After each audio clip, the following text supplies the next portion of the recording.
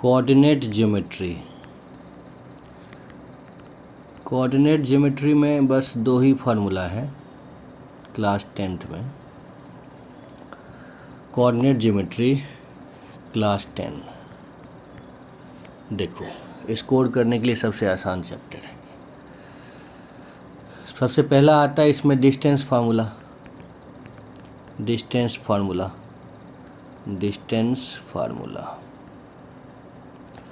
ये क्या बताता है? ये बताता है कि कोई पॉइंट है तुम्हारा, ये पॉइंट का कोऑर्डिनेट मान लो x1 y1 है, और दूसरा पॉइंट है जिसका कोऑर्डिनेट x2 y2 है। तो ये A पॉइंट, ये B पॉइंट, ए बी के बीच का डिस्टेंस क्या हो जाएगा? ए बी के बीच का डिस्टेंस को ए बी लिखते हैं ना, ए बी सिंबल है ये। तो under root of difference of x coordinate, difference of x coordinate लिखना है मुझे। तो x1 माइनस x2 का whole square plus y1 minus y2 का होल स्क्वायर। ठीक है, ये फार्मूला होता है डिस्टेंस फार्मूला। सपोज करो कि ये वाला पॉइंट है 1 माइनस 4 और ये वाला पॉइंट है -2 -3। मैंने जान के कोऑर्डिनेट थोड़ा नेगेटिव में ले लिया है क्योंकि यहीं पे थोड़ा दिक्कत होती है बच्चों को। तो ए बी अब निकाल लो अंडर रूट ऑफ, सीधा वैल्यू ऐसे देखो, ये कोऑर्डिनेट है, ये तुम्हारा x1 हो गया, ये y1 हो गया, ये x2 हो गया, ये y2 हो गया। तो डाल दो ये वाला फॉर्मूला x1 माइनस x2, तो 1 माइनस ऑफ -2, ये x1 माइनस x2 हो गया, इसका होल स्क्वायर कर दो, plus y1 minus y2, y1 -4 है और माइनस ऑफ y2 जो है वो -3 है। तो y1 माइनस y2 हो गया, इसका होल स्क्वायर कर दो, ये कर दिया। तो अब इसको ध्यान से देखो, इस कैसे इसको सिंप्लीफाई करोगे। तो ये होगा 1 और ये माइनस ब्रैकेट जाएगा, यहाँ पे खुलेगा, तो माइनस माइनस +2 और होल स्क्वायर तो ऊपर में है हमारा। और यहाँ देखो -4 और ये जो माइनस माइनस है ये ब्रैकेट खुलेगा ये वाला, तो माइनस माइनस +3 हो जाएगा, तो इसका होल स्क्वायर। यही माइनस का ख्याल रखना है, नहीं तो फिर गलत आंसर हो जाएगा।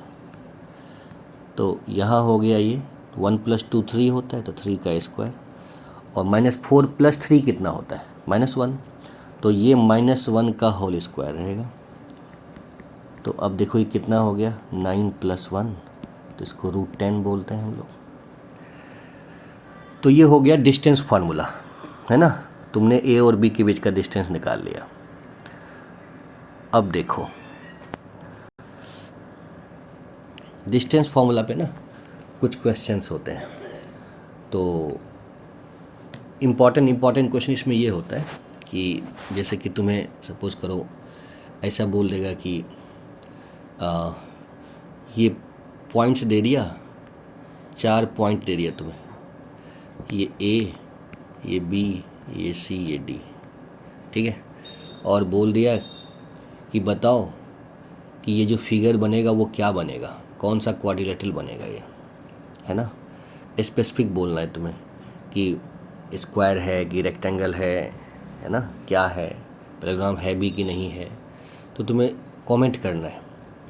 तो ये पॉइंट्स तो कोऑर्डिनेट गिवन होगा, तो ये मान लो ये 1 7 है और ये हो गया 4,2, क्वेश्चन में गिवन होता है ये, और सी हो गया -1 -1 और डी हो गया -4,4।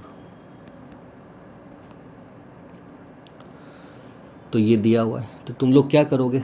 देखो कोई भी क्वाड्रिलेटरल जानना है ना कि क्या बनेगा, तो सबसे पहले तुम ना सारे ए बी निकालो, फिर बी सी निकालो, फिर सी डी निकालो, फिर डी ए निकालो, ये सब निकालो,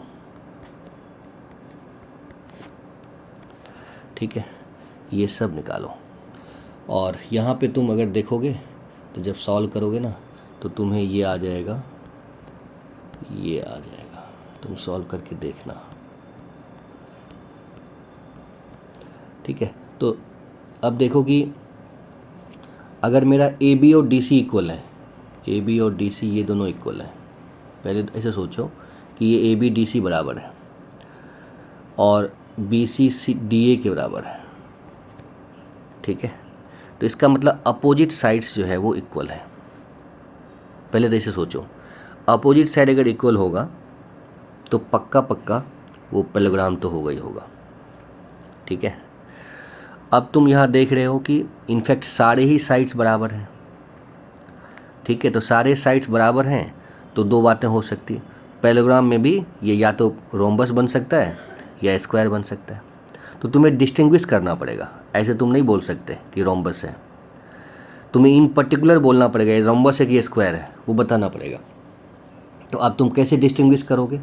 तुमने तो पहले बोल दिया कि भाई पैरेललोग्राम दिख रहा है, फिर देखा कि सारे ही साइड्स बराबर थे तो तुमने उसको, सारे साइड्स बराबर होते हैं जिस पैरेललोग्राम का, वो या तो रोम्बस या स्क्वायर होता है।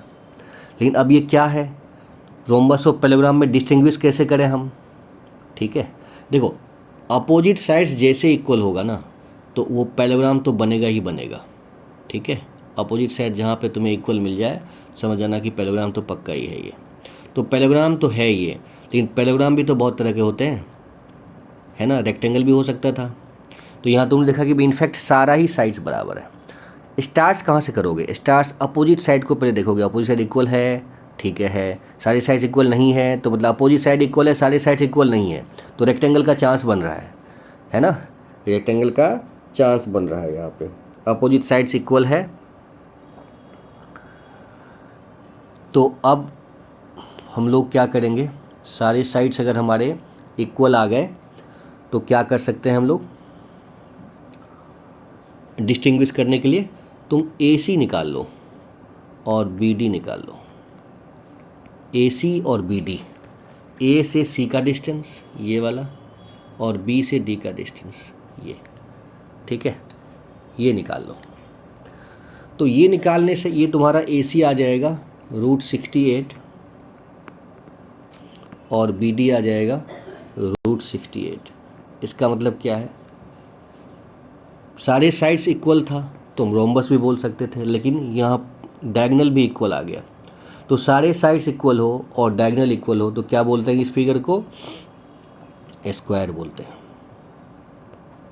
अब अगर ऐसा होता कि मान लो ये दोनों इक्वल नहीं होता, ये डायगोनल इक्वल नहीं होता और सारे साइड्स इक्वल होता, तो फिर रोम्बस में जाता ये कि भाई रोम्बस है ये, है ना, रोम्बस है ये, करेक्ट। और अपोजिट साइड अगर इक्वल है तो वो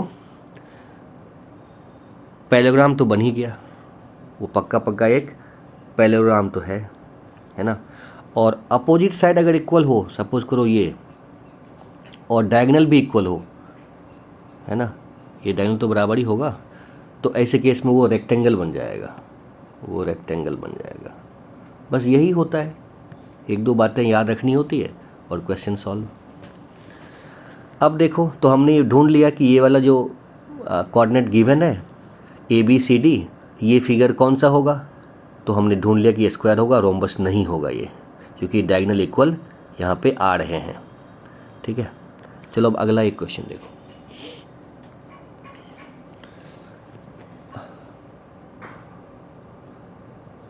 देखते हैं अगला क्वेश्चन को।